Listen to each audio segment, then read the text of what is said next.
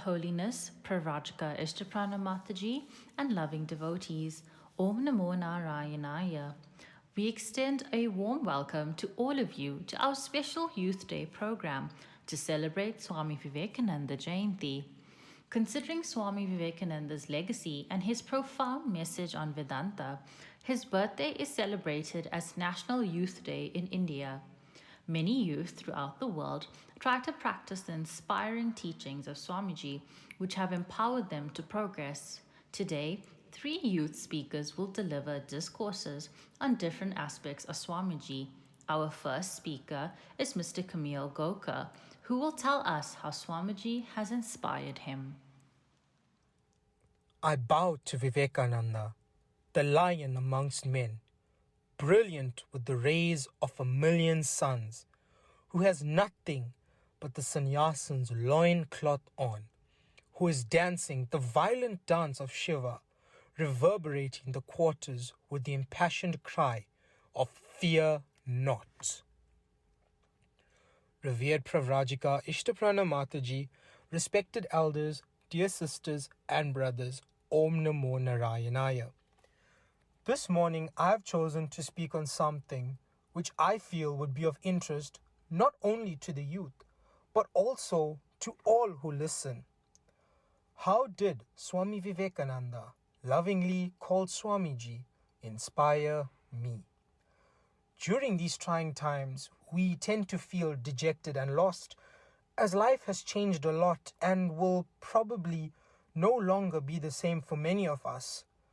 We were always blessed to attend satsangs at the ashram every Sunday and listen to devotional songs and interesting talks.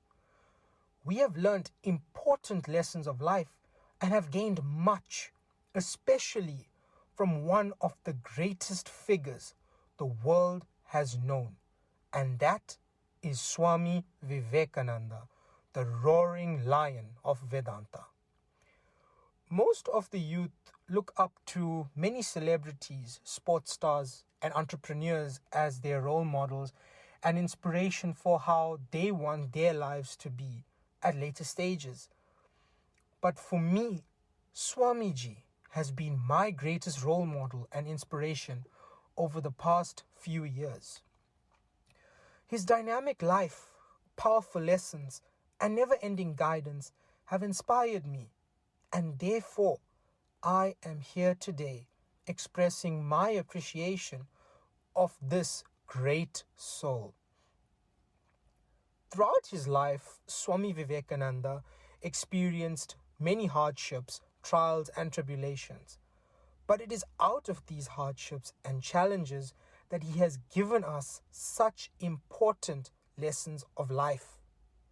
We are so blessed to have these teachings that can help us to be strong and overcome our everyday trials. Today, I will share with you a few of Swamiji's teachings which I have applied in my life, which have helped me on more than one occasion to overcome new challenges and obstacles. During my final year at high school, I found many hurdles along my path. I often thought that I would never be able to complete my studies. Everything became too overwhelming for me. It felt as though I were drowning in a sea of miseries because of the volume of work, the many hours of studying, and yet not being able to complete the work. I was doubtful about how I will achieve my goal. Then I remembered that Swamiji had experienced far greater difficulties than I did. I reflected on Swamiji's life from the time he lost his dad, then his master, Sri Ramakrishna, also left the earth. The young monks struggled, but never gave up hope. They persevered until they became world famous. I recalled Swamiji's trip to America when he attended the Parliament of the World's Religions. Although Swamiji knew no one there and hardly had any money, and everything was so expensive, he was determined to achieve his goal. His dynamic personality and strong willpower made him the greatest figure at the Parliament of Religions, and he became world renowned. Then I came across this quote of Swamiji who says, "In a day where you don't come across any problems, you can be sure that you are traveling on a wrong path." This means that we are bound to face difficulties which are part of life, and we must learn to overcome them progressively. This actually makes us stronger, and we feel empowered to do what is good for us. When I began my tertiary education, life was very different. My first year at university revealed a new dimension of life.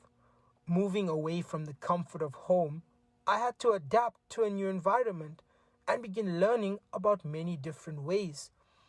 In addition, I found that the lifestyle at university was not so easy. Here we meet with people from a variety of backgrounds, with different habits, good and bad.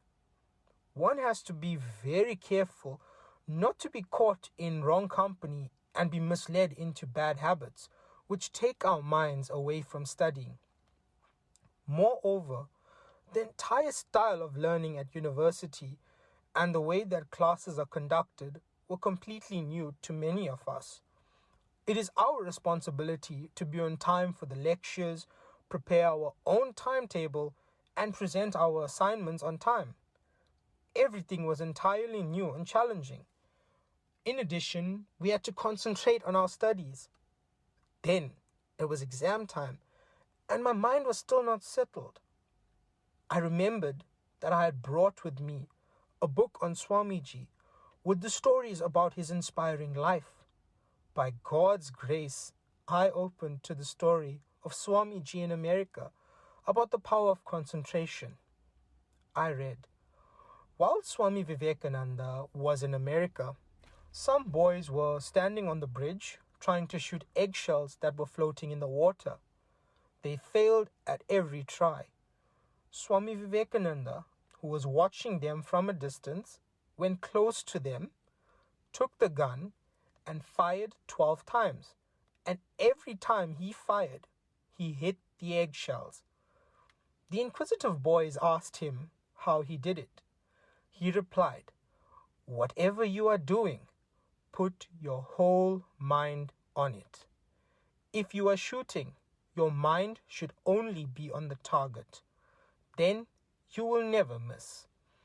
If you are learning your lessons, think only of the lesson. In my country, boys are taught to do this.'" It was from that moment, with that lesson from Swamiji in mind, that I was able to concentrate on whatever work I was doing. Sometimes we don't realize it, but the simplest of lessons that we have learned can have a great impact on us, especially when it is practical. The lessons that we have learned will always be beneficial to us and will allow us to progress in life.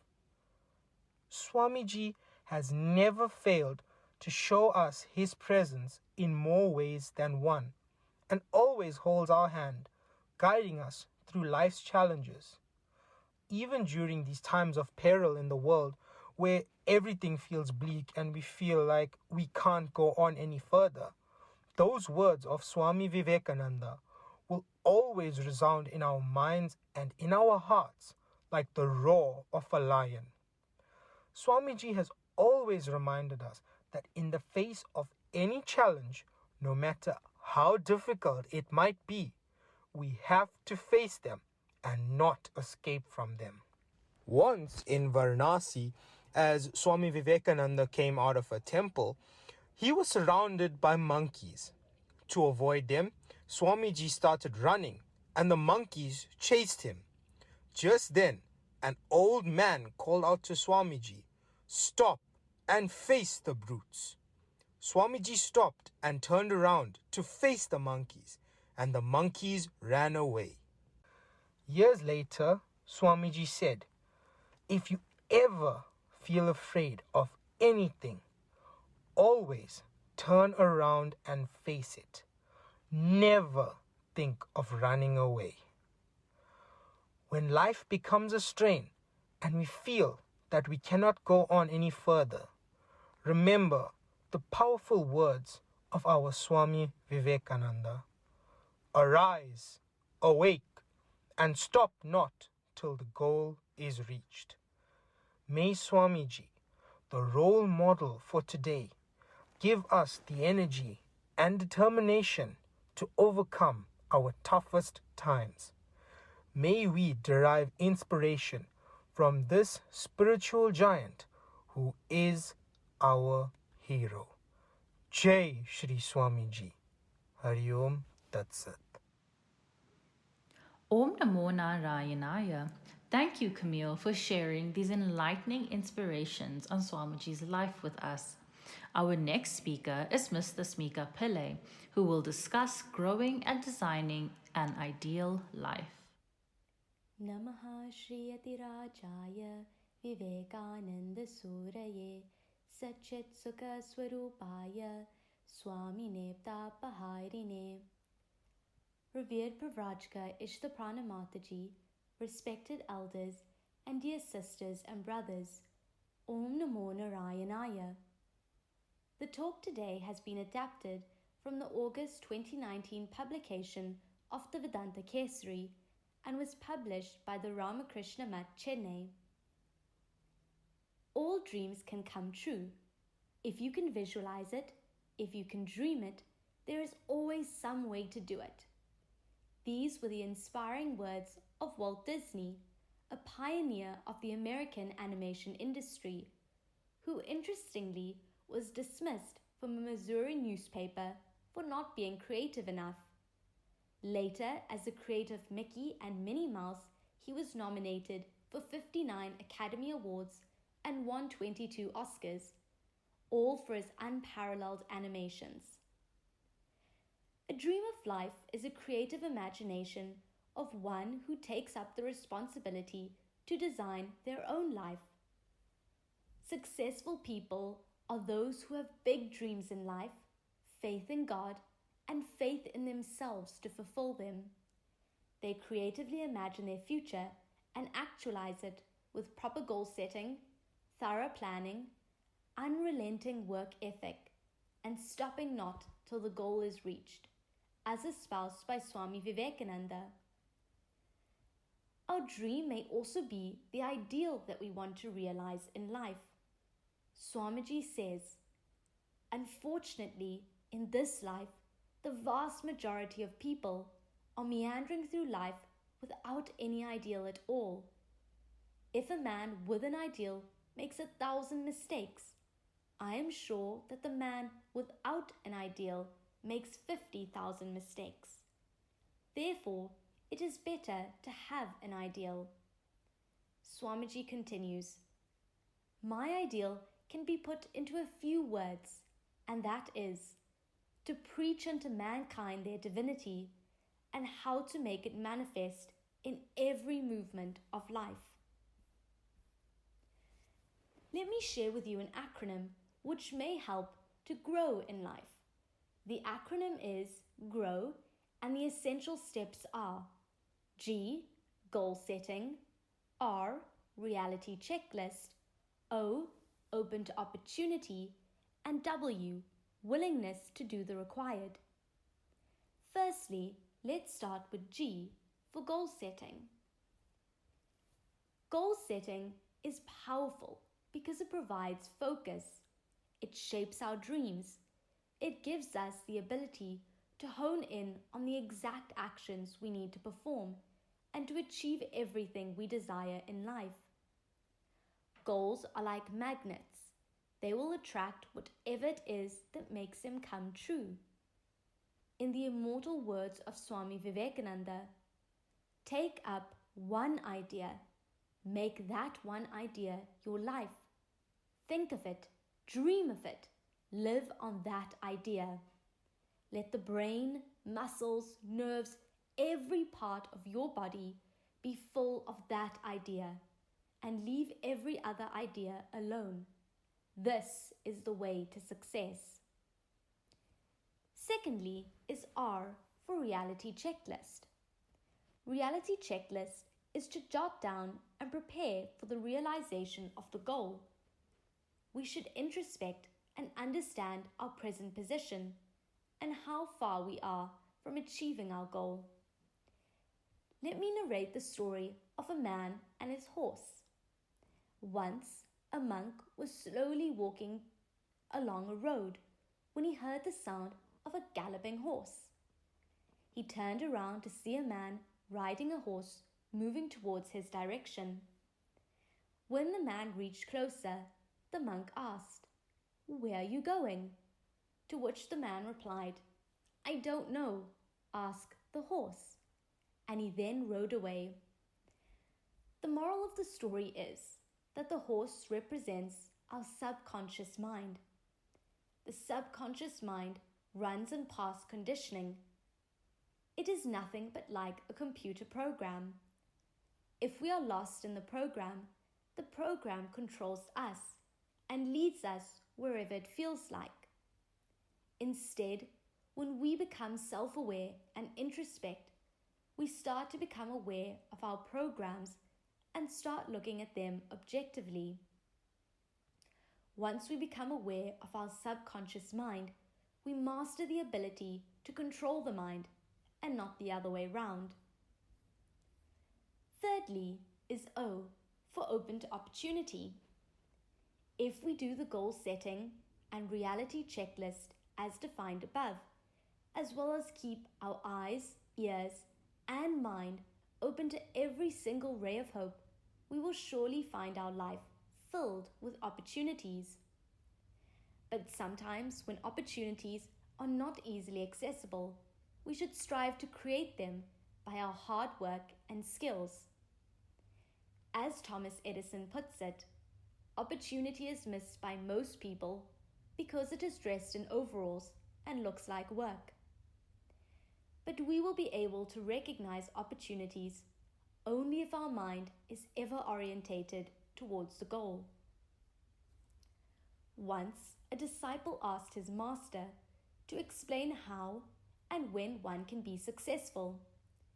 Instead of replying, the master took the disciple to the nearby river and, standing in chest-deep water, held the neck of the disciple and pushed him inside water. When the disciple started struggling and gasping for breath, the master pulled him out and asked, "What was your thought while inside the water?" The disciple replied, "My only thought was how to get out and breathe." The master pointed out, "If your desire to realize your dream or goal will be so strong and deep as that for a breath of air for a dying man, then only will you recognize opportunities, accomplish your goals, and be successful." Lastly is W for willingness to do the required.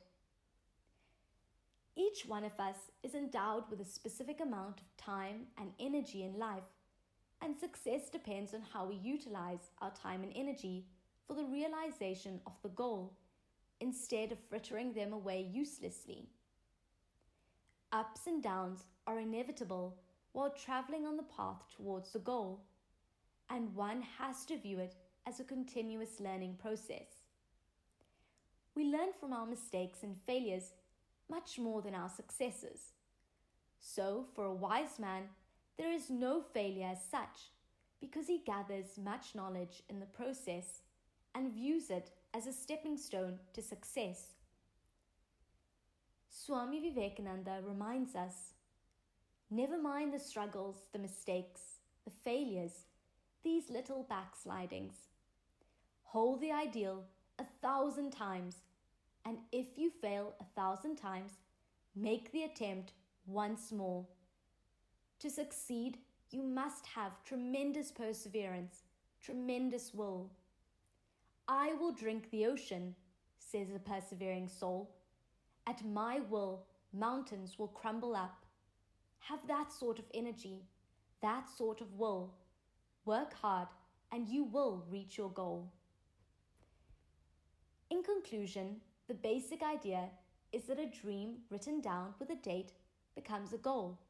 A goal broken down into steps becomes a plan. And a plan backed by action makes our dreams come true.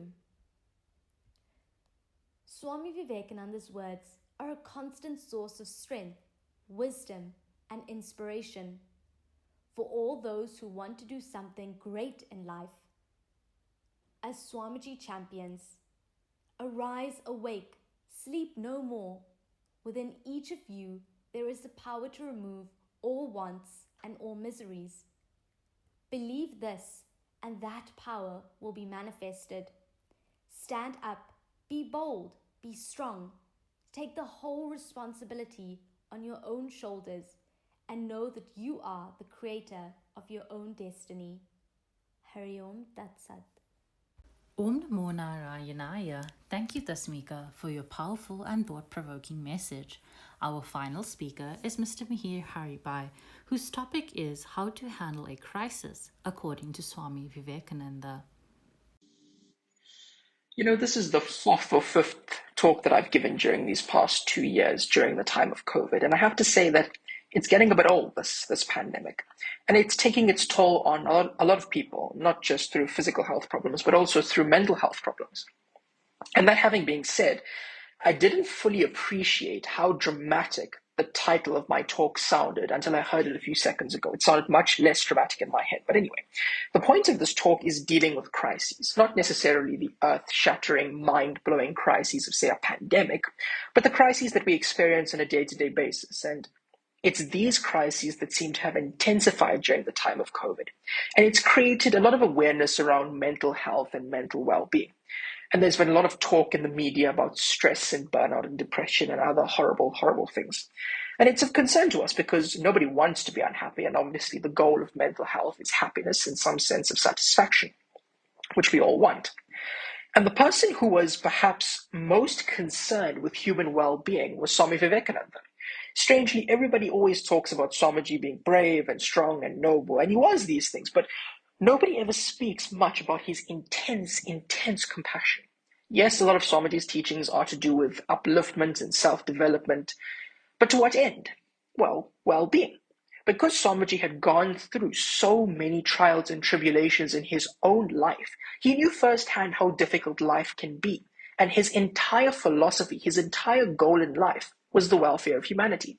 And we generally know Swamiji preached fearlessness and concentration and selflessness and hard work, etc. But that's sometimes not helpful, when you're actually dealing with a crisis. Telling yourself to be fearless can seem a bit insane in some situations. So how do we actually achieve the well-being that Swamiji wanted for us? Well, firstly, I think it's necessary to understand what causes mental unwell-being in the first place. And this is obviously quite a complicated, subjective question. So I'm going to try and give as objective an answer as possible, an answer rooted in medicine, specifically neurology. So the answer that science gives us, in part, is called the default mode network, which is basically a neural network in the brain that is active during passive rest and mind wandering. And it usually involves thinking about others, thinking about oneself, remembering the past, and thinking about the future. And it's particularly active in people with depression and anxiety. In other words, it's more or less responsible for every negative self-deprecating thought that you have. And because it promotes thinking about the past and the future and interactions with people and past mistakes and so on and so forth, it's a significant contributing factor to mental distress. But there's a subtlety to the default mode network which provides its undoing.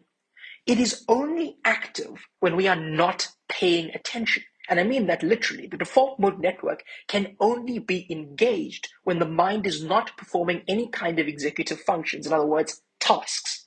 It only switches itself on when we aren't doing anything or when we're not fully concentrated on a particular task that requires our attention. So to summarize where we are at this point, paying complete attention to a given task improves our well-being because it switches off the default mode network, and a state of idleness or mind wandering is detrimental to our well-being because our default modes are then active in these states. And this ties in with the old adage, your life is what you pay attention to. But why is this the case? This question is answered by the world-renowned psychologist Daniel Kahneman, who gives this illustration of the components of experience. And he basically states that our experiences determine our well-being because they determine how we spend our time. If we spend our time doing things that we enjoy, things that we experience positively, our well-being improves. And if we spend our time doing things that we don't enjoy, our well-beings deteriorate. Why? Well, this is due to the two selves that Kahneman says exist in all of us, the remembering self and the experiencing self. The experiencing self concentrates just on the here and now and on the task at hand. The remembering self, which is more judgmental, looks back on past experiences and evaluates them based on the emotional highs and lows, the experience and the fulfillment, experience of the completion of the task, etc. Now, the problem is that there's often a gap between the experiencing self and the remembering self. And this makes intuitive sense, right? Because when we're doing something, if we're fully engrossed in that task, we're not thinking in the moment, are we enjoying this? Are we having fun? Or is this terrible? Is this amazing?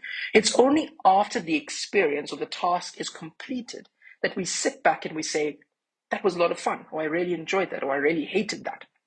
Now, this is problematic because what the remembering self pays attention to is how we evaluate our experiences. And how we evaluate our experiences determines how we spend our time, which of course determines our overall well-being. Put more bluntly, we are more concerned about how we feel about our experiences rather than what they actually are. But now there's a new problem. If we spend too much time over-analyzing every single experience and trying to see if we enjoyed them or not, the remembering self is not accurate enough to give us a clear picture of those experiences. So we're not actually experiencing anything at all. We're just remembering these past experiences and trying to see whether or not we had fun. And that's almost default mode thinking, which is active in the default mode network. So after all of this, what is the best way to improve well-being? Being in the here and now. Why? Because if we are fully occupied with the task in front of us, we can't be afraid of anything. Because fear is not what is actually happening to us. It is a reaction to what might happen in the future. And if the mind is fully occupied with a present task, with a task in the here and now, it can't also be thinking about the future or the past, and therefore we become fearless. Now, this is all very well and good in theory, but how do we actually achieve this state of focus? Well, the first and foundational step is to conquer paying attention. Now, this sounds simple enough, but it's actually a widely misunderstood term. Generally, when we're told to pay attention, we tend to just watch something happen or listening to something very closely, like what some of you are doing right now. But that's not what paying attention actually is. Paying attention is the active engagement with an object of focus. And how do you actively engage with something? By asking questions, noticing connections between things, noticing small details about the object or subject in question. But there's a catch here.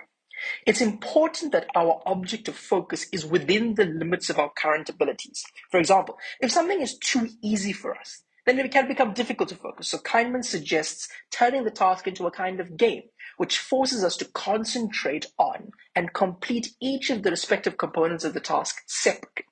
On the other hand, if the task is too difficult, which can also induce boredom, Kahneman advises us to break that task into smaller, more manageable chunks. But there is, of course, no hard and fast rule in this. It's just a matter of personal preference. And the wonderful thing about focus and paying attention is that it's a muscle. It can be strengthened through things like meditation or even through focusing intensely on everyday activities. Generally, we'll find that we are never actually focused on the simple, mundane tasks of life, like making a cup of tea or coffee or brushing our teeth or even eating. The simple habit of focusing intensely on these mundane routine chores can strengthen our focus overall and improve our general well-being. I conclude with the words of Swami Vivekananda. Here is the difference between man and the animals. Man has the greater power of concentration.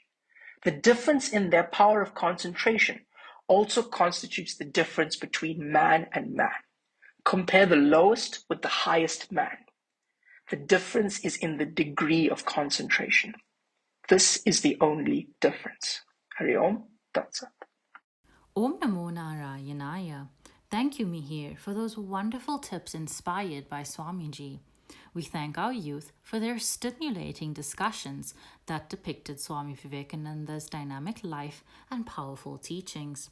For the next few Sundays, our satsangs will be in honor of Swami Vivekananda. In the words of Swamiji, a tremendous stream is flowing toward the ocean, carrying us all along with it.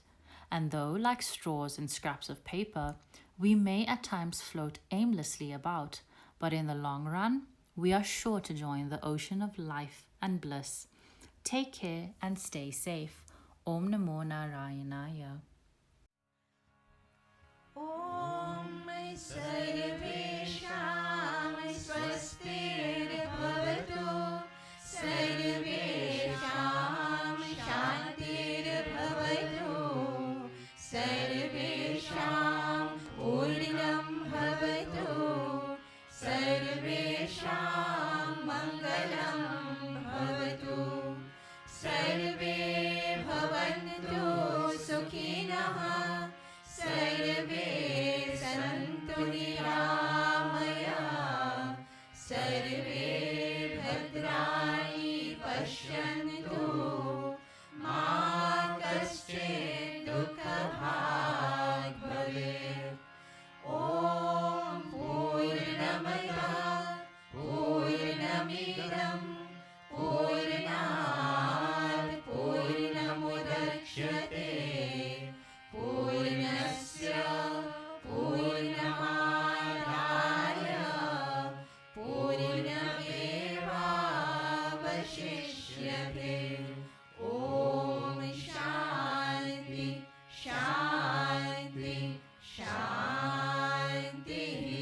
Hari Om Tat Sat. Jai Shri Guru Maharaj Ki Jai, Mahamai Ki Jai, Swami Ji Maharaj Ki Jai, Ganga Mat Ki Jai, Mahavir Swami Ji Ki Jai, Sarva Rishi Munio Ki Jai, Parvati Patay Hara